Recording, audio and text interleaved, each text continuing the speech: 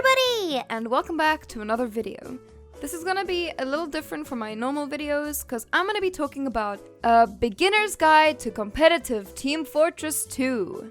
I'll be going through everything from choosing what class you want to play to finding your very first team. So, without further ado, let's start from, well, the start. First, you need to ask yourself, what class do I want to play? This is an essential part of your first competitive experience. Are you a strong backstabber, or do you like blowing people up and smearing their entrails in your wake? But Scarlet, I don't know what class I want to main in this great game called Team Fortress 2. Well, that ain't my problem. Just kidding. I'd suggest trying out all the classes if you're not sure and seeing which class you generally default to when you get angry or annoyed and just want to bash some heads in. So now you've decided that setting people on fire and watching the world burn is your thing. Then we get around to what game mode you want to play. Team Fortress 2 has two major competitive game modes that I'll be discussing, with a couple of others for the more adventurous types that I won't be discussing cause I can't be bothered. First off, we have Highlander. Highlander is a 9 vs 9 game mode which includes one of each of the mercenaries on both teams. You are, however, restricted to staying as your dedicated class during a Highlander match. These games are usually played on attack, defense, payload, Koth, or 5CP maps. Since this game mode has more people, it can be a little more chaotic at times, but super fun to play and a good segue into competitive TF2 since there's more options for classes. Secondly, we have 6 vs 6. The standard meta for a 6's team is 2 soldiers, 2 scouts, a medic, and a demo. Over the years, teams have tested the boundaries for this structure, but found that it was, indeed, the most powerful and most efficient. 6's games are always played on 5CP and Koth maps. Unlike in Highlander, you'll likely find that the scouts, or on the odd occasion a Sully, would off-class to defend their last points or to make a play for the sole purpose of giving their team a slight advantage in-game. I have to say, for your own sake, don't perma off-class as sniper. But Scarlet, No, shh, don't do it. Anyways, so whoopee! You picked Sully as your main. You now have to grind soldier on every single game you find till you have 2,000 hours on the class or you won't amount to anything in the community. No, lol. I'd suggest your first order of business is to find a mentor or jump right into TF2 center games and hope you don't get reported. So, you're looking for a mentor. I'd suggest asking a friend that knows more than you or trying to see if there are some guides on YouTube just to start you off. And sometimes you get lucky and come across someone who would happily help you out. Don't be afraid to ask. Most likely they'll feel super flattered. This might only happen once you are already in a team. But if you're lucky and you find someone to help, if the person is worth their salt, then they will hopefully give you map talks for each map that you'll play for your game mode. Map talks normally include how to do rollouts and a couple of different strategies for the class you chose. Or maybe I'll do map talks in the nope, I'm a noob and don't know anything above, say, a low division player. But Scarlet, what is a division? Up. I'll get to that later. So now, by some miracle, you know the basics of Highlander or 6's and you want to practice. If you're European or North American, your easiest bet would be to use TF2 Center. I'm sure there are loads of other options, but this is the one I use the most since I live in the EU. Also, I'm a noob and won't get picked for said other elitist sites. Or, if you're really lucky and have this amazing thing called friends, you can do double mixes where 12 or 18 of you can come together and play against each other on a rented server. Yay! Alright. TF2 Center.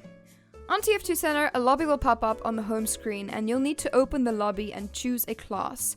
Once the lobby is full, you'll hear an obnoxious "Who is not ready?" Yeah, that. Then connect to your server and enjoy probably getting absolutely wrecked cause cringers love stacking teams. Yay! Be aware that some lobbies have requirements, such as number of games played or using Mumble.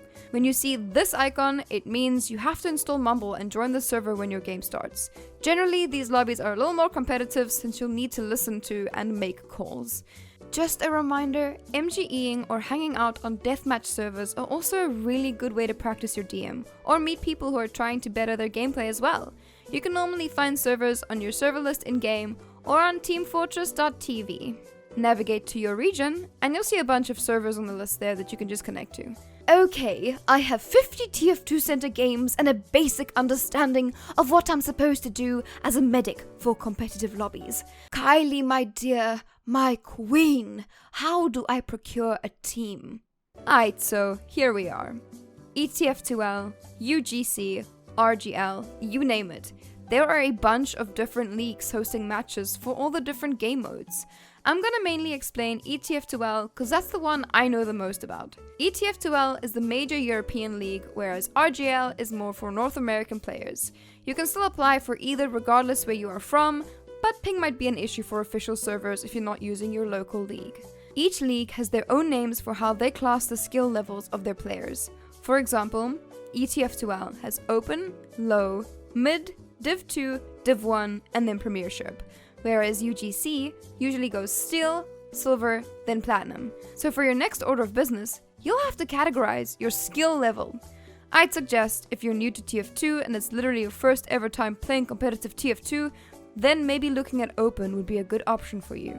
Obviously, the better you get, the higher the division you'll apply for. But this wasn't answering your question now, was it? A team, my queen. How do I... Shh! I'm getting there. So, you've categorized yourself as an open division player and now you want a team. ETF2L has a recruitment section where you can make a recruitment post saying what game mode and class you want to play and what division team you're looking for.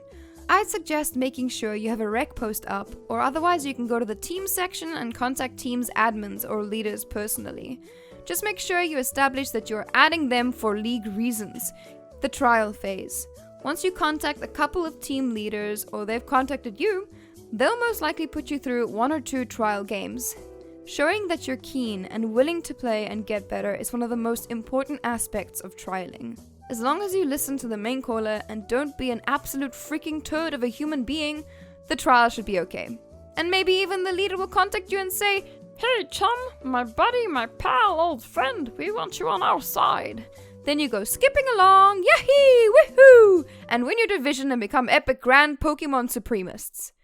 No, go to the website that you're entering the league with and accept your team invite. Normally they will send you an invite, or in the case of UGC for example, you can ask to join them and just need to enter the password the team captain gave you. Onwards my brethren, to victory! Enjoy having a mentor review some team demos with you and grinding scrims every night of your life with your team to hopefully not look like actual monkeys when your official match comes around. No, but seriously. Competitive TF2 can be really amazing and fun or really harsh sometimes, and the people can be tough to deal with, let alone the games being really hard. Keep your head high, know when you're wrong, and don't be afraid to ask questions or ask for help. Hopefully your team will become your friends as well, and you won't just be there for competitive reasons. Practice, work hard, and don't give up. Just like most other things in life, perseverance is important. Thanks for watching! And make sure to leave a like and subscribe.